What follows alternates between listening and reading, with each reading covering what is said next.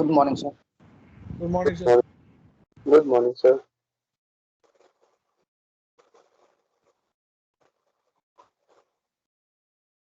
कैसे हैं सब लोग? All well? बढ़िया सर बढ़िया। आप कैसे हैं? All well. Everything is. I'm also okay. Improving slowly. बेहतर हो रही है वैसे तो। I don't know. दिल्ली में तो काफी कम केसेस हैं, 100 से भी कम हो गए। पॉइंट की सर आपका आवाज ब्रेक हो रहा है। मेरी आवाज ब्रेक हो रही है। अभी ठीक आ रही है?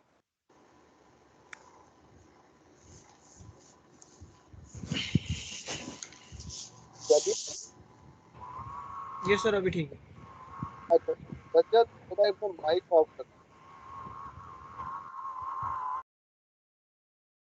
Thank you. So I was talking about कि हिंदुस्तान में चीजें ठीक हो रही हैं। अभी तो जो लग रहा है दिल्ली में पॉजिटिव रेट काफी अच्छा है, 0.19 के आसपास है। So that's remarkable one way if you can see.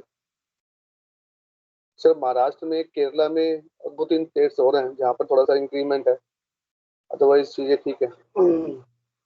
MMD ने सेकंड मेट्स के एग्जाम के लिए अर्जेंसी पे 2 जुलाई को एक नया नोटिस निकाला है, जिसकी वजह से अभी उनके एग्जाम जुलाई में भी हैं। बुकिंग विंडोज खोल दिए हैं और बुकिंग्स हो भी गई है मेरे ख्याल से, और हमसे फाइल मांगी है फॉर नेक्स्ट बैच यानी कि सितंबर के लिए अभी। सो शायद सब कुछ ठीक हो रहा हो, आई होप सो। तो this is what I have the news.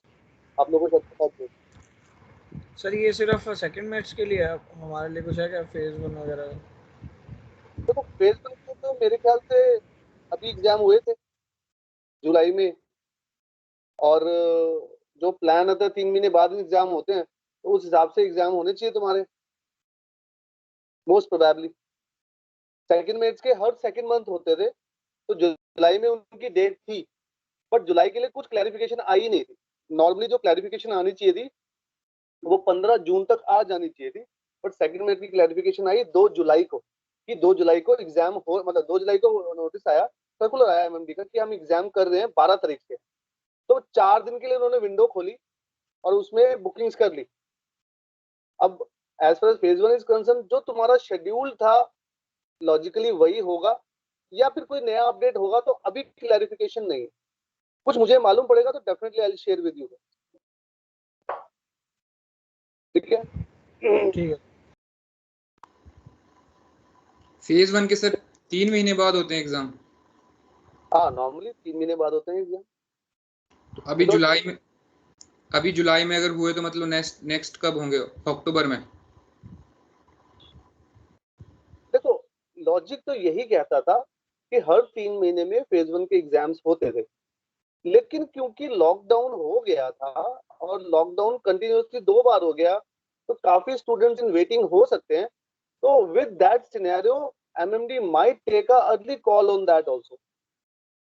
वही मैं कहना चाहता था, अभी मेरे को ये श्योरिटी नहीं है कि अक्टूबर में ही एग्जाम्स होंगे, उससे पहले नहीं। Nothing is certain eight this point of time. ये मेरा कहने का मतलब है।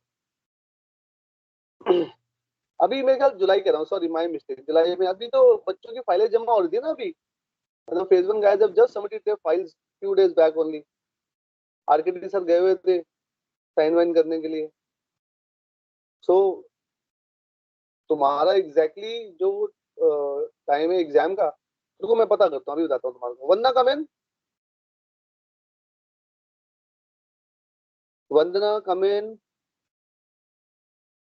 चलो वंदना सो रही है, कोई बात नहीं। इससे मैं पता करके ना लेट यू नो, मैं उसको बोल दूंगा कि तुम्हारे बैच में बता देगी एक बारी कि तुम्हारे एग्जाम्स का क्या शेड्यूल है, टेंटेटिव शेड्यूल क्या है जो आया हुआ है, जो हमें मालूम है। Changes are always there because of this pandemic. But आप लोग तैयारी करके रखो एज सुन एज पॉसिबल। जब भी एग्जाम हो यू शुड बी रेडी, ये वाली बात है। ठीक है? और बताओ एनीथिंग एल्स, या अपना एम्पलीट्यूड स्टार्ट करें?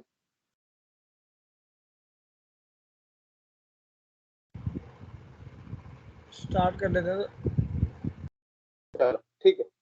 तो कल हम लोगों ने एम्पलीट्यूड की बात समझी थी और हमने ये समझा था कि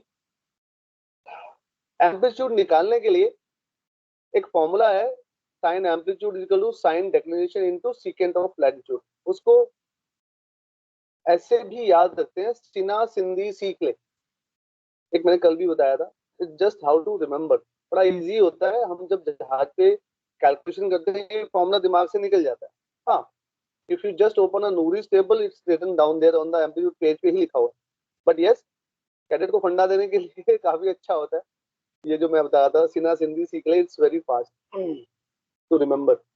तो हमने इसमें ये देखा, कुछ चीजें सीखी नई। एक तो ये कि एल्मनेक में जो टाइमिंग्स दिए हुए हैं वो कौन से, क्या कौन से सिचुएशन के टाइमिंग्स हैं, और वो जीएमटी टाइमिंग्स हैं, ये हमने क्लैरिफाई किया। फिर हमने एक सिन्हा सिंधी सीख ले की डेरिवेशन की थी, which is basically a PZ triangle, जिसमें साइड 90 थी। साइड 90 क्यों थी? क्योंकि amplitude is always happening when the body has just come on the horizon. At that particular time, the true altitude of a body is 0. Therefore, the zenith distance is 90. So, one side of the triangle was 90, and hence we solve the physics triangle using the side concept, Napier rule. ठीक है, चलो। कल मैंने एक question आपके board पे slide में दिखाया था, कुछ लोगों को ने कहा था हम कर लेंगे घर पे, क्या किसी ने ट्राई किया? Yes sir. Okay, very good. क्या आंसर आया बेटा? Sir 36 degree 14.8 north. Very good, absolutely correct. 36 degree 14.8 minute north is the correct answer. बाकी लोग जिन्होंने नहीं किया है, 5-10 मिनट दे रहा हूँ, एक बार ट्राई करें। किसी को कोई डाउट है तो मेरे से पूछे, और आप कहोगे तो मैं बोर्ड पे खुद कर देता हूँ, जैसा आप कहो वैसा कर लेता सर बोर्ड पे कर दीजिए सर, ट्राई किया हुआ नहीं। हूँ। कोई बात, कोई बात।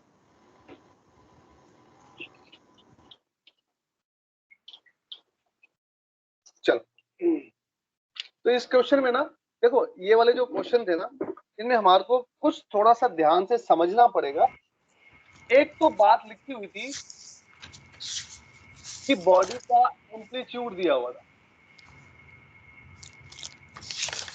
एम्पलीट्यूड हमेशा ऐसे दिए होते हैं, ईस्ट 30 नॉर्थ जैसा कि क्वेश्चन में था, या फिर ईस्ट 20 साउथ, या फिर वेस्ट 20 नॉर्थ और वेस्ट 30 साउथ। इस तरह हम डिनोट करते हैं एम्पलीट्यूड को, यानी कि ये वाला पार्ट पहले आता है और नॉर्थ और साउथ बाद में आता है।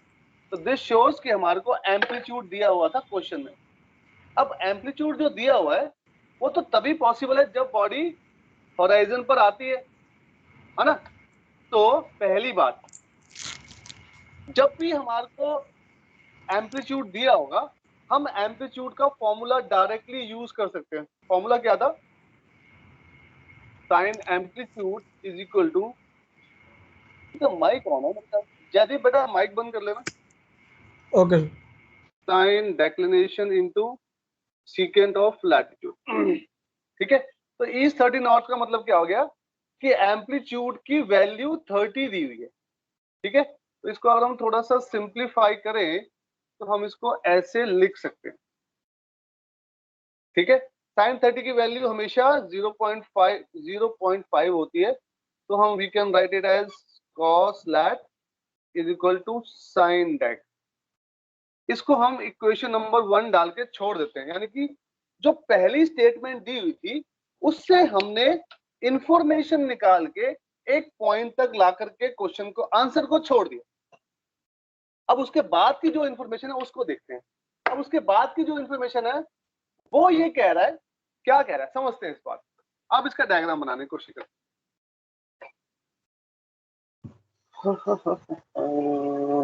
चलो यहाँ बनाते हैं।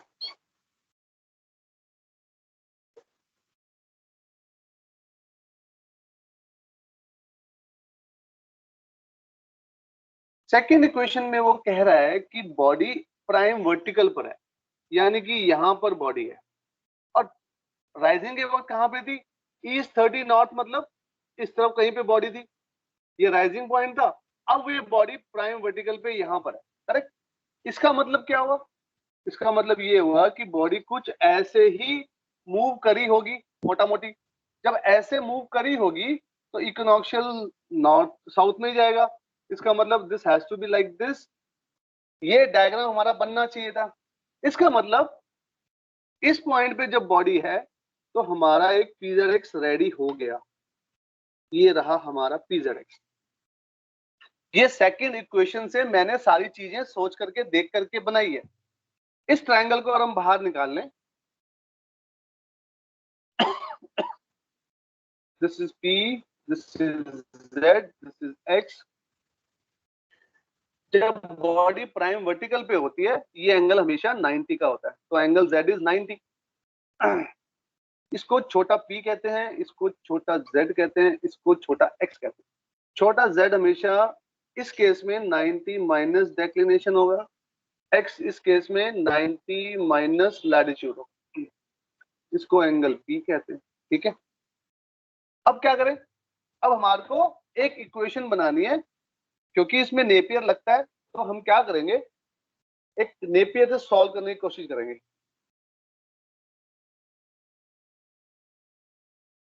जो एंगल 90 दिया वो यहाँ पे लिख देंगे, z इज इक्वल टू 90, और z के आजू बाजू दो साइड होती हैं, छोटा p छोटा x। This is 90 minus p, this is 90 minus x, and this is 90 minus छोटा z, ठीक है। सो हमारे किस किस को रिलेट करना है? इसको रिलेट करना है, इसको रिलेट करना है। हमारे को छोटे p की वैल्यू दी हुई है, ट्रू और झूठ दिया हुआ। Okay, this is 043 is given, sorry 047 is given because p is always equal to 90 minus true altitude. This is 90 minus 43, this is 047। इसको इन्वॉल्व करना, ठीक है। तो इसको मिडिल पार्ट माना, तो साइन 90 माइनस छोटा z is equal to cos p into cos x। This is sin 90 minus declination. This is equal to cos 47 degree into cos 90 minus latitude। ये हो गया sin dec is equal to 47 की value दिखाना कितनी आ रही है, एक बार cos 47 की वैल्यू देखना कितनी आ रही है। 0.68 सर, 0.68। ना ना पूरा बता, पूरा 0.68 आगे 199.8 0.68 0.682 नहीं 0.682 ना उसको राउंड ऑफ नहीं करना, राउंड ऑफ बिल्कुल नहीं करना। एक मिनट मैं करता हूँ। 0.681998 199,836 0.68। हाँ ये ठीक है। यस। इसको कभी भी राउंड ऑफ नहीं करना है, कभी भी नहीं करना है। जितनी वैल्यूज कैलकुलेटर पे आ रही है सारी लेनी है, याद रखो। This is into sine of latitude. अब देखो यहाँ भी हमारे पास साइन डेक है, यहाँ भी हमारे पास साइन डेक है। इसको कह दूं मैं इक्वेशन नंबर 2, ठीक है। एक बार यहां तक छाप लो, फिर आगे की बात करता हूं।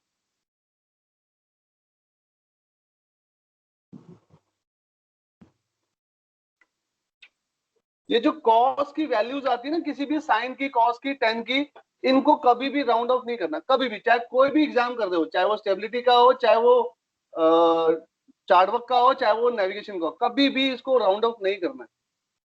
वैल्यूज में फर्क आ जाएगा बहुत ज्यादा।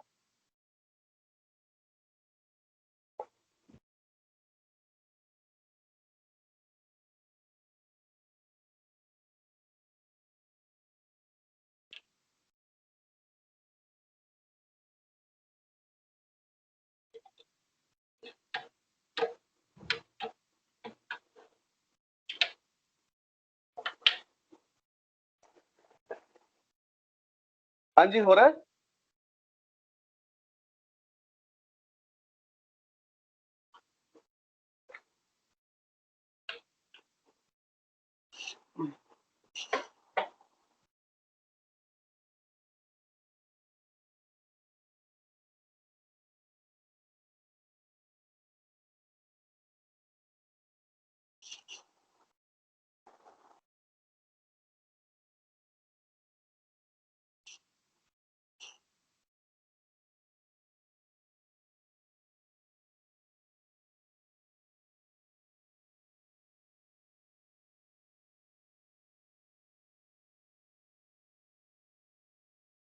हो गया सर। हो गया, ओके। चलो थोड़ा ऊपर से मिटा रहा हूँ, अब बिट पोर्शन ज्यादा नहीं मिटाऊंगा, मेरा काम चल जाएगा उसके बगैर ही। ये वाली जो इक्वेशन थी और नीचे जो अभी हमने इक्वेशन निकाली है, इसको ऊपर लिख रहा हूं पहले। Sine dec is equal to 0.68199,836 sine latitude, और sine dec is also equal, ये वाला जो लिखा हुआ है 0.5 कॉस लैट। ठीक है, सो इन दोनों को हम इक्वेट कर सकते हैं। सो हम कुछ ऐसा लिख सकते हैं 0.5 cos lat is equal to 0.68199,836 sin lat, है ना। और इसको मैं ऐसे लिख सकता हूँ 0.5 divide by 0.68199,836 is equal to sine lat divide by cos lat. हम लोगों को मालूम है ये जो वैल्यू है ये हमेशा tan लैटिट्यूड के बराबर होती है। ठीक है, इसको सॉल्व करेंगे तो you will get the value of latitude as 36 degrees 14.8 minutes north. ठीक है, that's how you have to solve these type of questions of amplitude.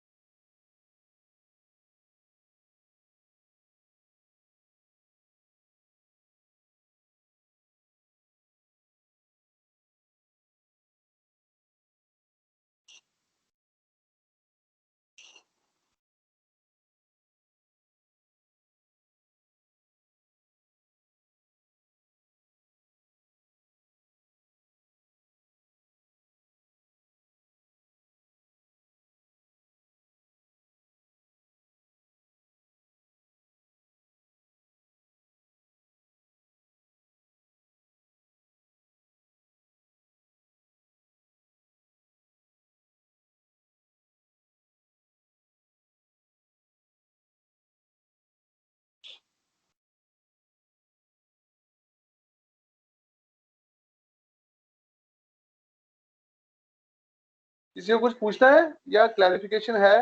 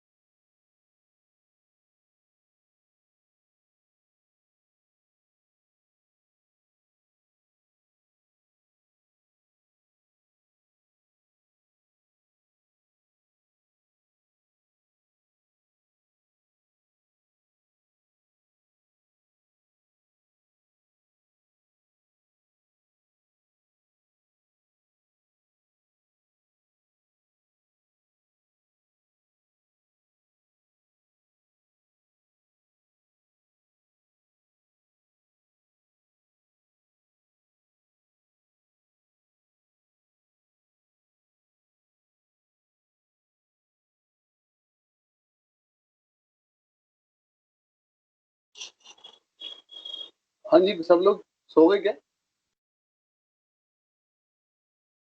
नहीं सर, हो गया। हो गया सर। हो गया सर। हो गया आगे सर। बढ़े? चलो एक क्वेश्चन दे रहा हूँ सर, आप लोग करेंगे। एक बार स्लाइड शेयर कर लो। Yes sir. एक सेकंड।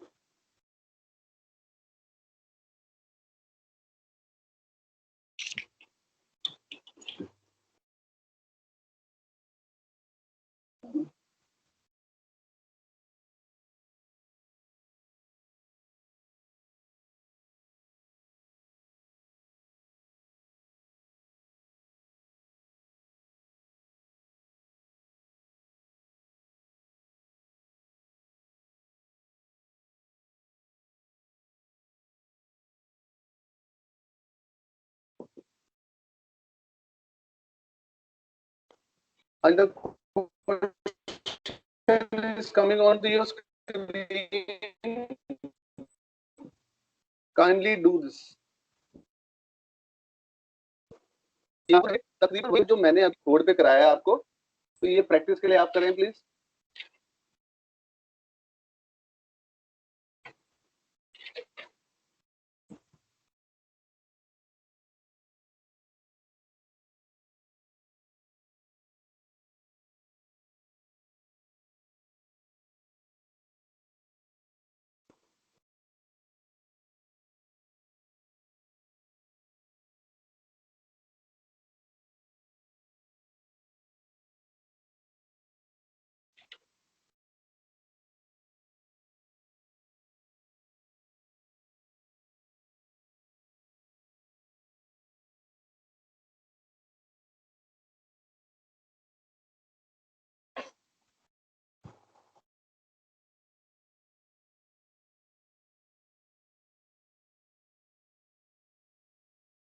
हाँ जी, सब लोग कर रहे हैं क्वेश्चन? यस सर, स्टार्ट कर दीजिए। हाँ जी प्लीज करिएगा।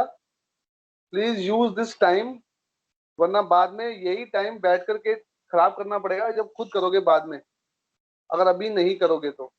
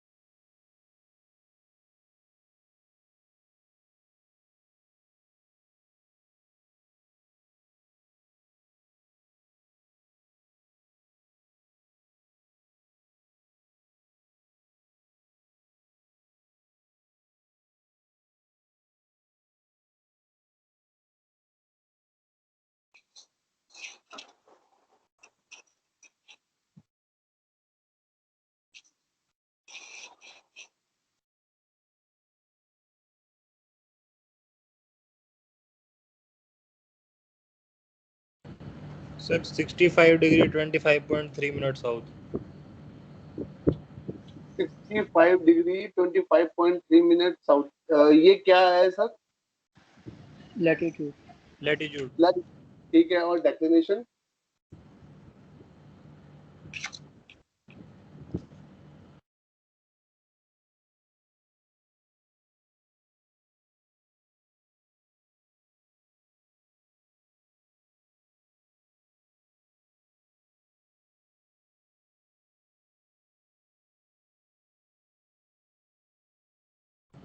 Sir 8 degree 10.7 south.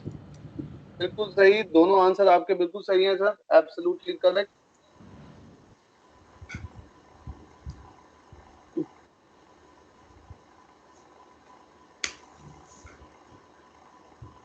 बाकी लोग करिएगा, मैं टाइम दे रहा हूँ।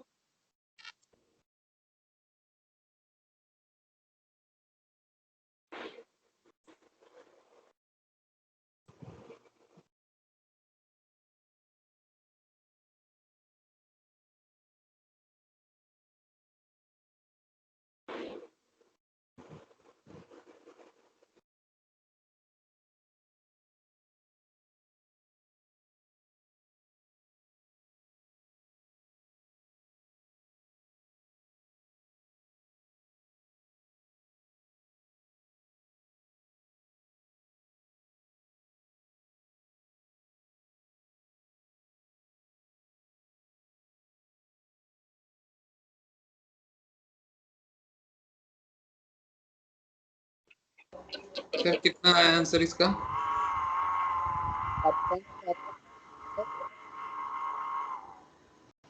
हेलो तो आप बताएं आपका आंसर कितना आया? सर, लैटिट्यूड 65 डिग्री 25.3 साउथ, और सर डेक्लिनेशन 0810.7 साउथ। बिल्कुल सही है। साउथ या नॉर्थ तो बता दो सर।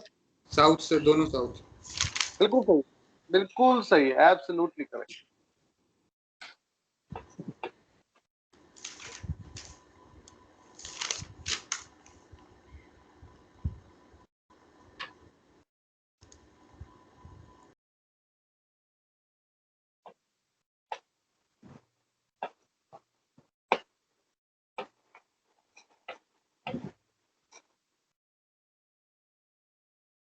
बाकी लोग करिए please, I am still holding on.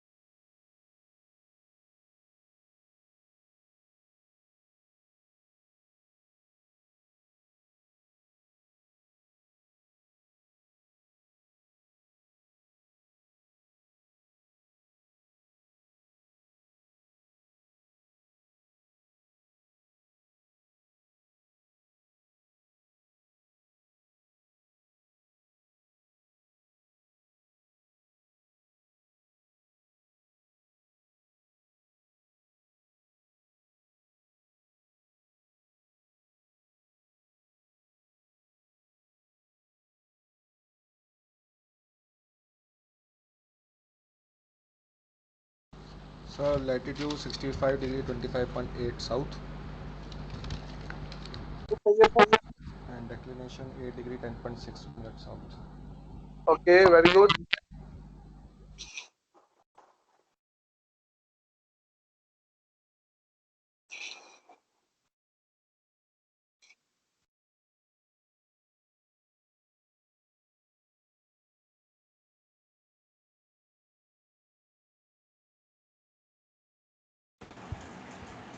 Sir lat 65 25.38 25.8 है।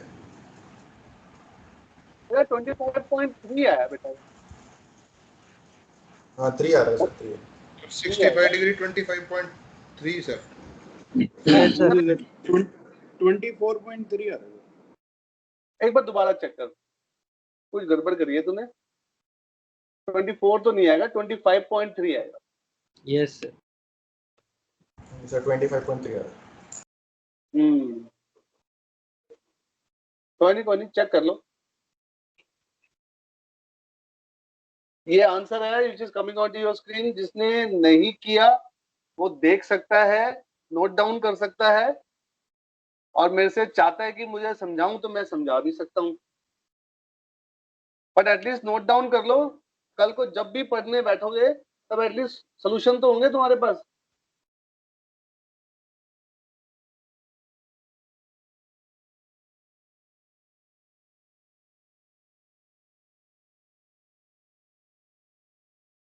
क्योंकि पढ़ने तो बैठना ही पड़ेगा, फेज 1 पास करना है तो पढ़ना तो पड़ेगा ही।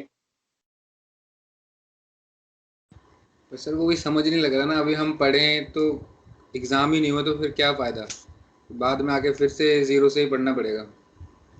नहीं नहीं, मेरा ऐसा मानना नहीं है। मेरा ऐसा मानना है कि देखो जब भी हम पढ़ाई करते हैं, सर स्पेशली लैटिट्यूड 65 डिग्री 25.3 है।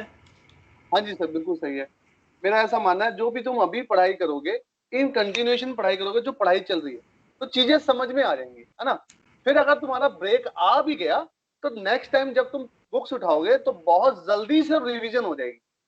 बट अगर तुमने अभी अगर पढ़ाई नहीं करी, ये सोचते कि एग्जाम नहीं होने, तो एक तो समझ में नहीं आएगा अच्छे से, और जब अगली बार उठाओगे then you need somebody to help you, फिर वो कहां से लाओगे। उससे बेहतर यही है अभी पढ़ लो, जितना समझ में आता है अच्छे से समझ लो, फिर छूट जाएगा तो कोई दिक्कत नहीं, रिवीजन में काम हो जाएगा। तो studying now is a better option than not to study. बाकी मेरा ऐसा मानना है, दो तरह के लोग होते हैं हमारे शिपिंग के अंदर में। एक जो बिल्कुल नहीं पढ़ते हैं और हमेशा पास होते हैं, और एक वो जो काफी पढ़ते हैं और फिर भी फेल हो जाते हैं। तो आपको आइडेंटिफाई करना पड़ेगा आप किस में लाइक कर रहे हैं। आप इन दोनों में हो, आप इन दोनों के बीच में हो, बीच में भी किस तरफ जा रहे हो, you have to see on this and accordingly decision लेके एक्ट करें। ठीक है, तो वो डेक्लिनेशन 8 डिग्री है, कितना है? हाँ बताया, डेक्लेरेशन 8 डिग्री 10.7 सेकंड है। ये मैं बोर्ड पे दिखाया था आपको। Solutions both are on the screen, have a look. दोनों के आंसर दिए हुए हैं।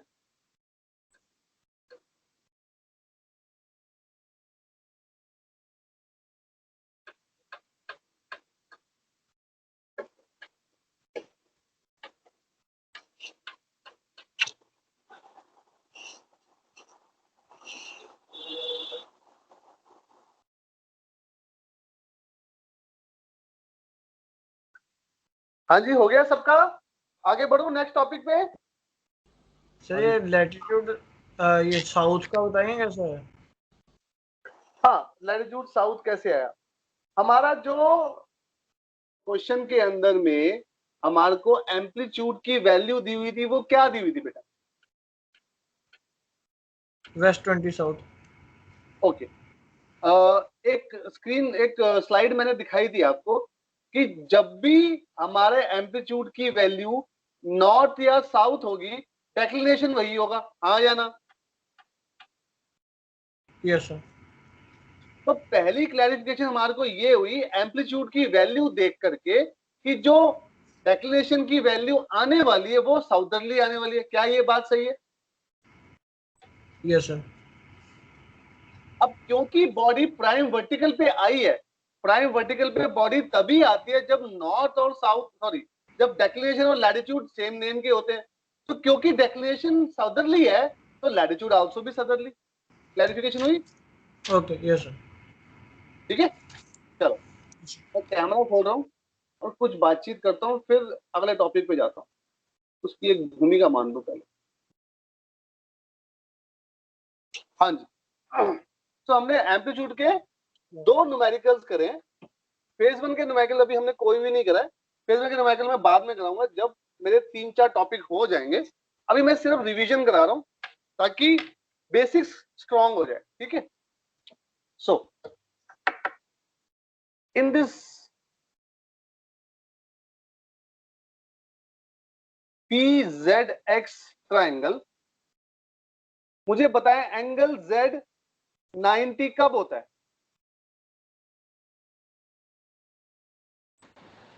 बॉडी प्राइम वर्टिकल पे होते बॉडी।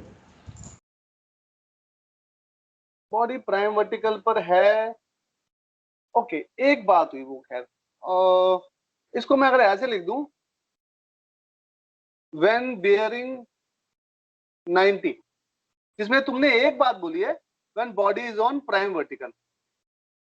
एक और कंडीशन भी हो सकती है, सपोज बॉडी राइज हुई, रैशनल और ध्यान, हाँ, वह बॉडी राइज हुई और बेयरिंग 90 था, बताओ कब होगा ऐसा? on rational horizon. राइजिंग और सेटिंग। ना ना, वो तो खैर वही तो बता रहा हूँ, True at altitude the is zero. Time of rising the bearing was 90, कब होगा ऐसा? वर्टिकल सर, लैटिट्यूड और डेक्लिनेशन सेम सर होगा जब लैटिट्यूड और डिक्लिनेशन बराबर होंगे sir, same value. Latitude and declination बराबर होंगे जब। बिल्कुल भी नहीं, बिल्कुल भी नहीं। Declination 0. जब डेक्लिनेशन जीरो होगी, absolutely correct, when declination is zero. समझाता हूँ कैसे। लेट्स से ये हमारा रैशनल होराइजन, इसका माइक कौन है यार? मनीष बेटा माइक बंद कर ले। मनीष यादव, हाँ थैंक यू। मान लेते हैं नॉर्दर्ली लैटिट्यूड का डायग्राम मैंने बनाया है ना। अगर मैं कहूं 0 डिग्री बॉडी का डेक्लिनेशन है, इसका मतलब क्या ये नहीं हुआ कि बॉडी यहां पे राइज होगी, फिर ऐसे ऐसे ऐसे ऐसे ऐसे ऐसे चलेगी और यहां पर सेट होगी? क्या ये बात सही नहीं है? So at the time of rising the body की जो बेयरिंग होगी वो 90 होगी, शाम को भी 90 होगी, है ना। तो ये कब पॉसिबल है? जब डेक्लिनेशन 0 होगा। ठीक, दूसरी बात, एंगल P 90 कब होगा?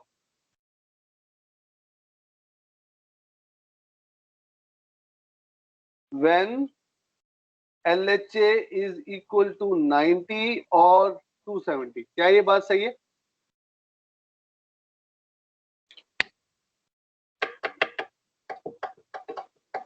हाँ जी सर, ये बात सही है कि नहीं? हाँ सही है सर। कोई डाउट इसमें?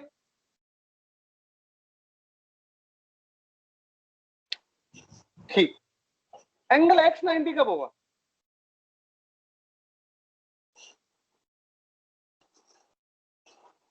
कोई बताएगा? Maximum azimuth. Maximum azimuth, correct. क्या मतलब है उस बात का?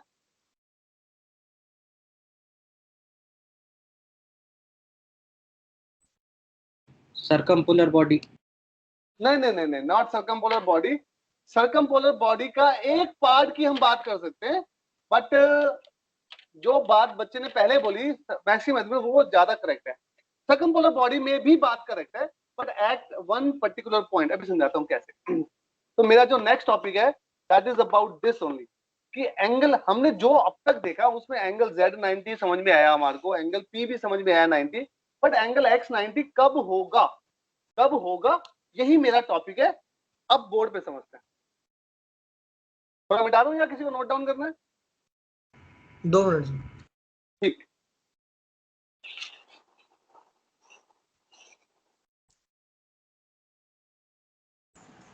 सर एक बार P इक्वल्स टू 90 वाला बताएं।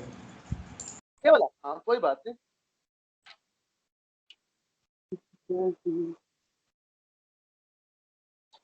एक बात बता, अगर मेरी बॉडी यहां पे है तो मेरा एंगल P कितना है?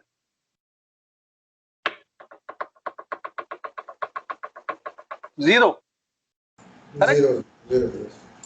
अगर ये पीछे होती बॉडी, सपोज यहाँ पे बॉडी होती, तो मेरा एंगल P कितना होता? 180। 180 डिग्री। अरे इसमें कोई डाउट तो नहीं है बेटा, है ना। तो अगर ये मेरिडियन होता और ये एंगल 90 होता, तो क्या मेरा, जब बॉडी यहाँ पे होती, इस मेरिडियन पे होती, लेट्स से ये वाला पॉइंट होता, तो मेरा P इक्वल टू 90 होता, तो क्या मेरा P LHA के बराबर नहीं होता? ये सर करेक्ट। है ना। या फिर बॉडी इधर होती, यहाँ पे ये एंगल 90 होता, तो ये मेरा LHA होता, तो ये LHA 70 होता, तब ये एंगल 90 का होता।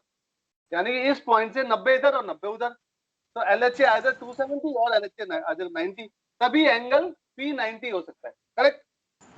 Okay sir, got it. चलो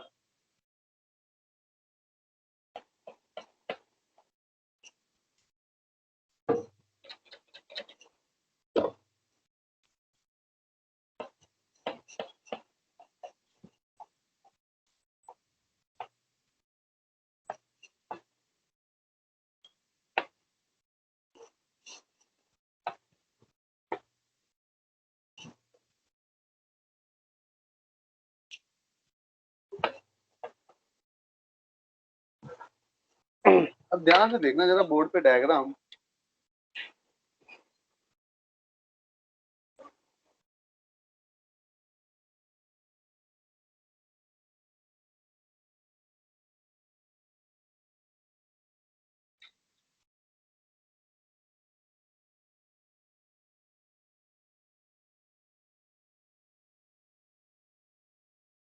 तो sorry,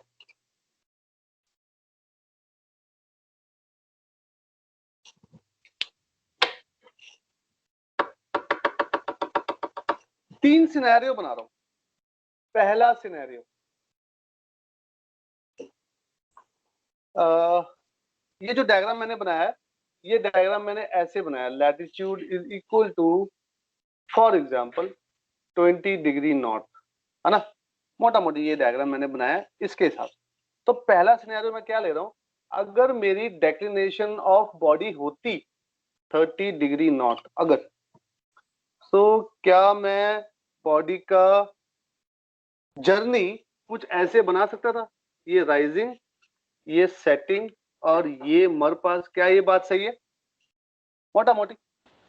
yes sir. Yes sir. Okay,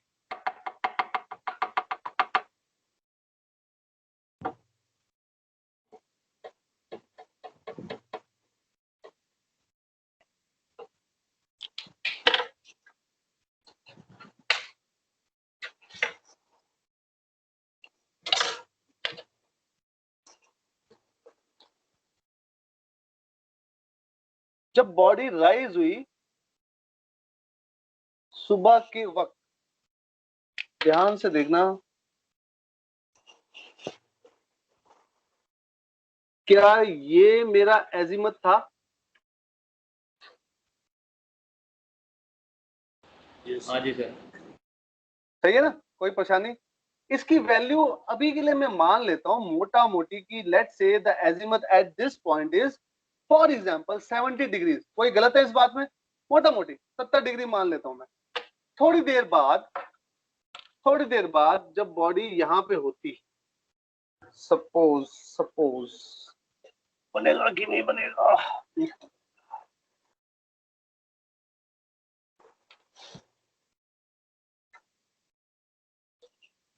ध्यान से देखो ब्लू वाला, क्या मेरा एजिमत थोड़ा सा बढ़ गया है, हाँ या ना? बढ़ गया सर। हाँ सर। तो मैं ऐसा भी कह सकता हूं A2 is greater than A1, सही है? ओके, अब ये जो ग्रीन लाइन मैंने बनाई है और ये जो ब्लू लाइन मैंने बनाई है, ये दोनों क्या है? क्या ये दोनों ही vertical circle passing through body नहीं है? Am I right? है सर। Yes yes sir. बिल्कुल ठीक बात है। दूसरी बात मुझे बताओ, क्या ये जो दोनों लाइनें मैंने बनाई अभी, क्या ये दोनों लाइनें डेक्लिनेशन सर्कल के ऊपर टेंजेंट है क्या? टेंजेंट क्या होती है? एक सर्कल होता है, उसके पैरेफेरल क्या आती है, ये एंगल 90 का होता है। नो है सर, ना? नहीं है। क्या ये टेंजेंट है? बिल्कुल नहीं है। ये बात नहीं है सर। बिल्कुल सही है। सो अब जो मैं लाइन ड्रॉ कर रहा हूं, आई होप मैं बना पाऊं।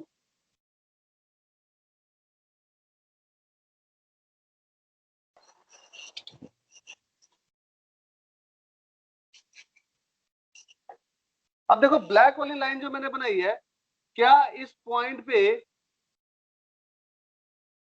एजीमथ A3 होगा और A3 की वैल्यू A2 से ज्यादा होगी और A1 से भी ज्यादा होगी? क्या ये बात सही है? Yes sir.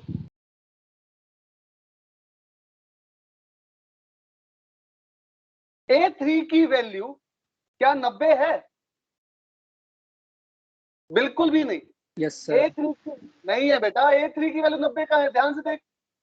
सर टेंजेंट आ रहा है ना सर, टेंजेंट में 90 होगा ना? ना, मैं ये कह रहा हूँ A3 की वैल्यू बता। A3 A3 नहीं है सर। हाँ, A3 इज नॉट नहीं है सर, एजीमुथ होगा ही नहीं। बिल्कुल, A3 is not 90 but A3 is the maximum azimuth. क्या ये बात सही नहीं है? क्योंकि इस पॉइंट के बाद जो भी वैल्यू अंदर को आएगा जब बॉडी, तो वो वैल्यू एजीमथ की कम ही होने वाली है। तो A3 is the maximum azimuth achieved by the body in this particular quadrant. क्या ये बात सही है? Yes sir. At the same time, ZH, Z ये और H ये, ZH is tangent to the declination circle of the body. क्या ये बात भी सही है? सही है सर। है ना? At x3, ठीक है। सो इस पॉइंट पे जहां पर x3 है, अगर मैं ये ज्वाइन करूं px3, तो मेरा ट्रायंगल कैसे बना? कुछ ऐसा ट्रायंगल बन गया, PZX3। अब ये जो डेक्लेरेशन सर्कल है रेड वाला, इसके ऊपर ZH एक टेंजेंट है, और ये जो PX है वो क्या है? Radius of the declaration circle, correct? तो ये जो रेडियस है ये बन गया इसका, इस डेक्लेरेशन सर्कल बन गया इसका, रेडियस इसका बन गया perpendicular to this point 90 degree. Therefore, angle X is 90. So, whenever there is a question which says maximum azimuth, पहली क्लैरिफिकेशन कि वो मैक्सिमम एजीमथ का मतलब angle X is 90 but azimuth is not 90, पहली इंपॉर्टेंट चीज। दूसरी बात, वो एक टेंजेंट बनाएगा declination circle of the body के ऊपर एट दैट पर्टिकुलर पॉइंट। ये जो वैल्यू है ये मैक्सिमम एजीमथ की वैल्यू होगी। तीसरी बात, ये जो है, ये जो डिस्टेंस यहां से यहां तक है, this will be the true altitude and this will be the zenith distance. क्या ये बात सही है? Yes sir. ठीक है, एक बार बोर्ड पे बना वो बना लो, फिर मैं तुम्हारे को एक स्लाइड भी दिखाता हूँ। स्लाइड में कुछ चीजें ऐसे ही अच्छे से बनी हुई है, थोड़ा बेहतर है इससे और क्लैरिफिकेशन हो जाएगी। ठीक है, तो ये नोट डाउन करो।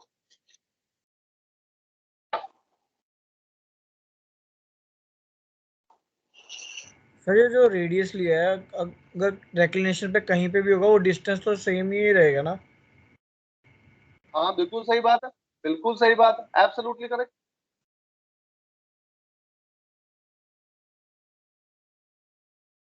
भाई ये जो सर्कल बन रहा है, ये वाला जो हमने बनाया है, ये बनाया किसके बेस पे है? सेंटर तो यही है ना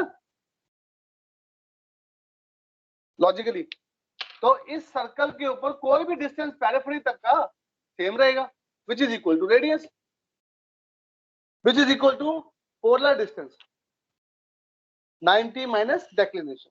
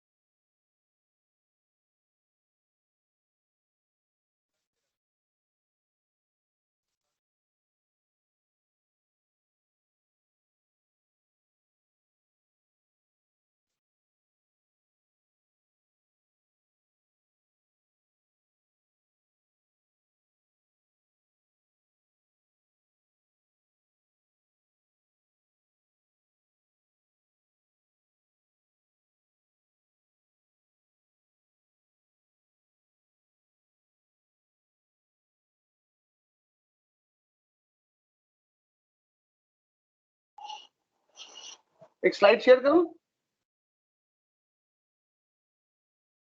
2 मिनट सर। होल्ड करता हूं। ओके।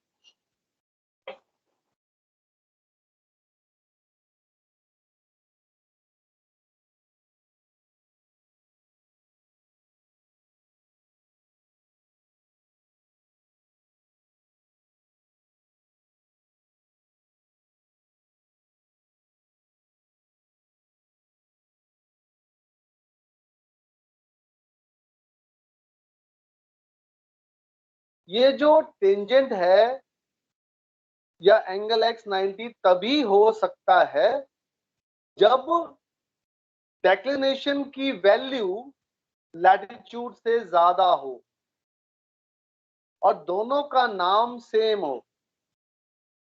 तो condition for maximum azimuth is, अभी दिखाता हूं, अभी तो मैं ऐसे ही वर्बली बता रहा हूं, जिन लोगों को हो गया है वो लोग समझ सकते हैं। Verbally I am just saying condition for maximum azimuth is latitude and declination same name, value of declination more than latitude.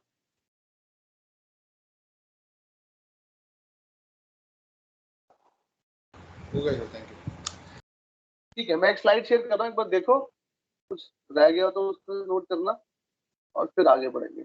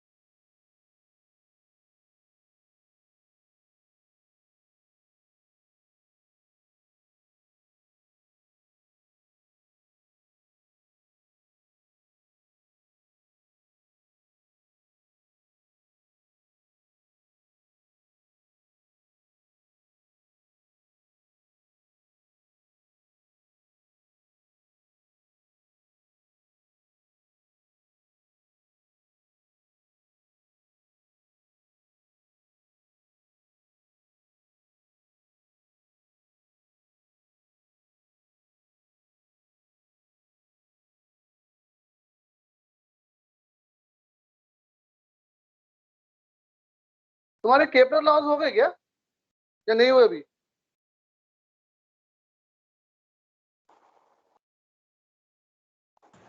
नहीं हुए सर। नहीं हुए ना, मुझे कराने हैं ना वो भी। क्या बोल रहे हो आप? क्या क्या चीज नहीं हुआ? केपलर लॉज की बात कर रहा हूँ। क्या आरकेडी सर ने तुम्हारे साथ केपलर लॉज कराए थे या नहीं कराए थे? नहीं कराया सर। कोई बात नहीं, सो विल डू दैट। मेरे दिमाग से निकल गई थी कि केपलर लॉ भी कराने हैं तुम्हारे को। सडनली मेरी स्लाइड देखी, मेरे को याद आया कि हाँ केपलर लॉ भी तुम्हें कराने हैं। ठीक है,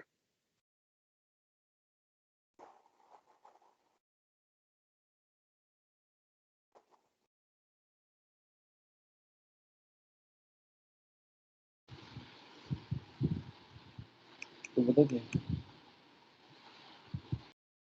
जस्ट अ मिनट। अच्छा ये 11:15 हो गई यार, क्लास खत्म हो गई। चलो कोई बात नहीं, नेक्स्ट क्लास में मैं स्लाइड शेयर करता हूँ, थोड़ी सी और आगे इसकी बातें करूंगा, फिर will do the questions on this.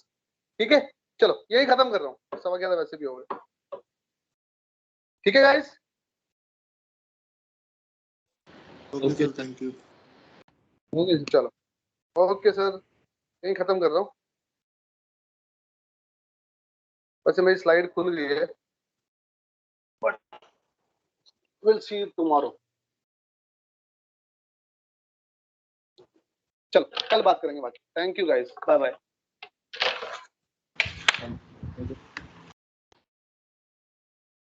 Thank you guys, bye.